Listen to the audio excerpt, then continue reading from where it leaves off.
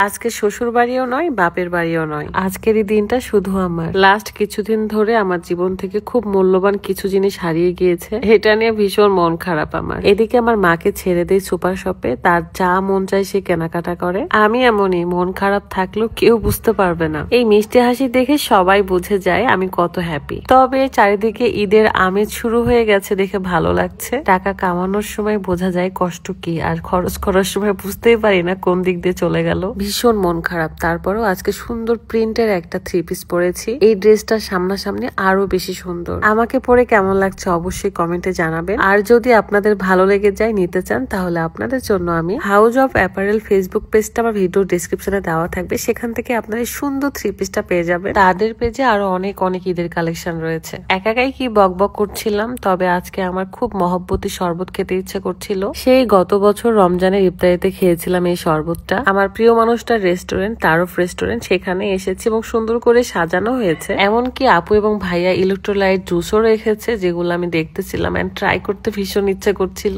আজকে ইফতারিটা একটু রেস্টুরেন্টে করতে ইচ্ছে করছিল। আমার তারফ রেস্টুরেন্টের ডেকোরেশন গুলো খুবই ভালো লাগে। ইফতারি প্ল্যাটারটাও আমার কাছে বেশ লোভনীয় লেগেছে। ভেজিটেবল, চিকেন মশলা, ফ্রাইড রাইস, খেজুর, জিলাপি, বেগুনি, শসা, সাথে ভাইয়াদের স্পেশাল মুড়ি মাখানোও থাকবে। আরো রয়েছে শরবত, মহব্বতী শরবত। আলহামদুলিল্লাহ, আজকে রিজিকে আল্লাহ যা রেখেছে সেটাই পেয়েছি। এখানকার ইলেকট্রোলাইট জুস গুলো অনেক বেশি মজা লেগেছে আমার কাছে। রাজশাহীতে তারফ রেস্টুরেন্টের লোকেশন হলো রাজশাহী মহিলা কলেজের একটু সামনেই। আজকের কাজ আমার ইফতারি শেষ করে বাসায় যাব, দেন রুকায়াকে রেডি করে বাহিরে নিয়ে আসবো, কারণ সে বেশ কিছুদিন ধরে চকলেট এবং গেমস নিতে চাচ্ছিল। বাই দা ওয়ে, আমার মতো কার কার তারফ রেস্টুরেন্টের এই ডেকোরেশন গুলো ভালো লাগে অবশ্যই কমেন্টে জানিয়ে দিবেন। এখানে সবচেয়ে বেশি স্পেশাল হলো এই জায়গাটা, মাটির জায়গা, আমার খুবই পছন্দের। কেমন হতো চারিদিকের ওয়ালটাই যদি মাটির হতো, একটা মাটির ঘরে রেস্টুরেন্টের মতো ডেকোরেশন।